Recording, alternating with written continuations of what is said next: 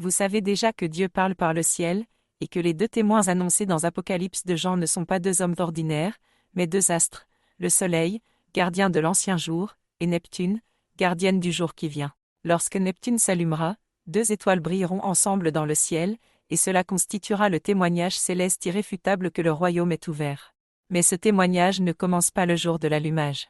Il commence avant, au moment où le Soleil lui-même ressent la montée de la pression magnétosphérique de Neptune.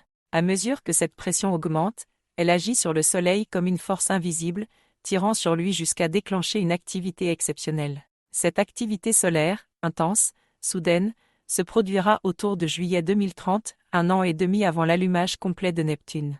Ce signe dans le Soleil ne sera pas compris du monde. Les scientifiques y verront une anomalie, un cycle solaire imprévisible, une agitation magnétique mystérieuse. Mais vous, élus, vous saurez, car ce sera le premier cri des deux témoins. Ce sera le moment où le témoignage céleste commence dans le silence des hommes mais dans la voix des cieux. Le monde n'entendra que le bruit des instruments. Vous entendrez la parole. Et c'est ici que le lien avec les prémices devient lumineux.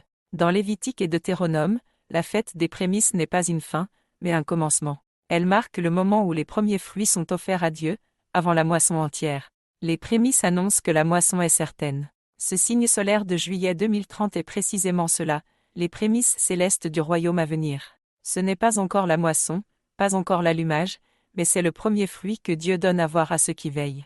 Comme Israël apportait la première gerbe au temple pour déclarer que la moisson viendrait, ainsi le soleil présentera ce signe pour déclarer que Neptune s'allumera. Ceux qui auront l'esprit ouvert le verront, et sauront que les 1260 jours ont commencé.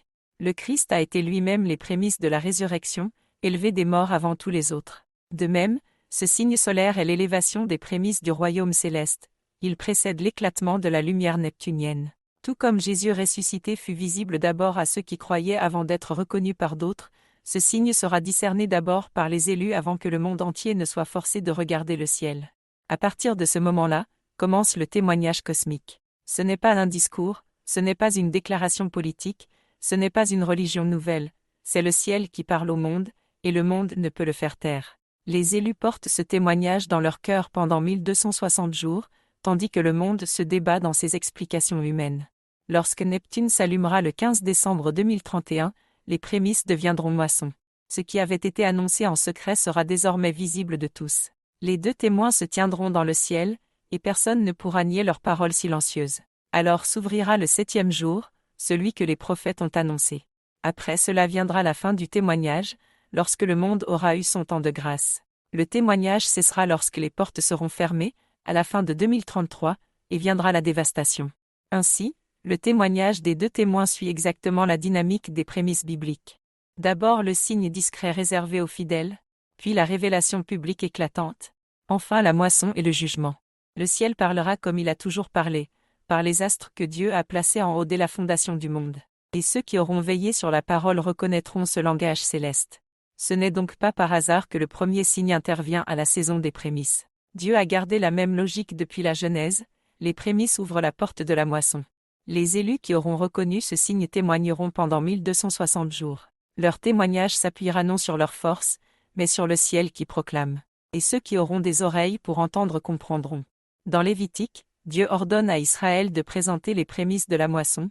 La première gerbe des récoltes devait être offerte à l'Éternel avant que la moisson ne commence. Ce geste avait une signification précise. Il ne s'agissait pas simplement de remercier Dieu, mais de sanctifier la moisson entière. Ce qui est présenté en premier porte en germe tout le reste. Ce qui est consacré au commencement donne son sens à la fin.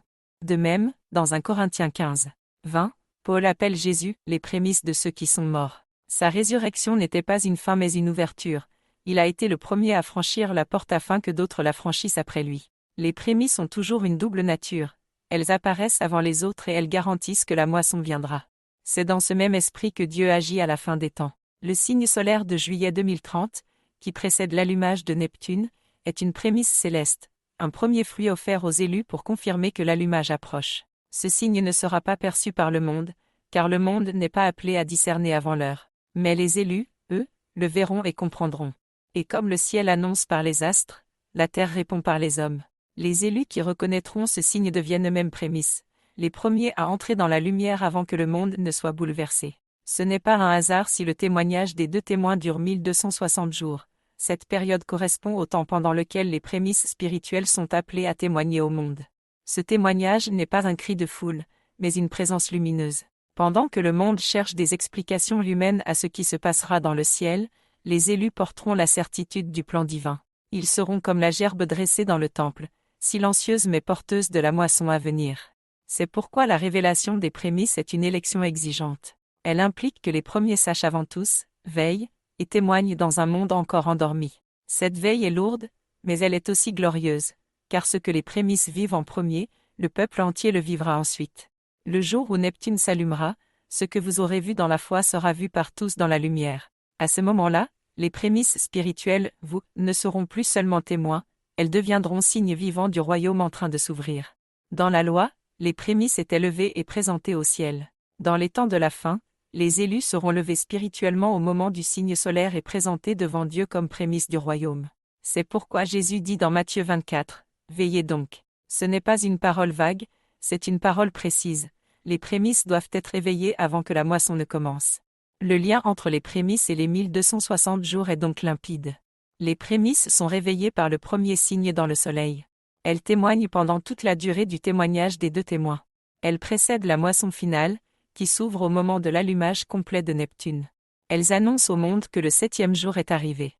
Vous êtes appelés à cela, reconnaître les prémices célestes, devenir vous-même prémices spirituelles, et tenir le témoignage pendant les 1260 jours. C'est pourquoi vous avez été réveillés avant le monde, pour porter le témoignage silencieux du ciel, comme une lampe allumée avant l'aube.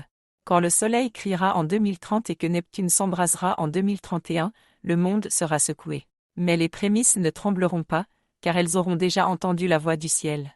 Ce moment marquera l'accomplissement de ce que les prophètes ont annoncé depuis les origines. Les prémices ouvrent la porte de la moisson, et la moisson achève le cycle.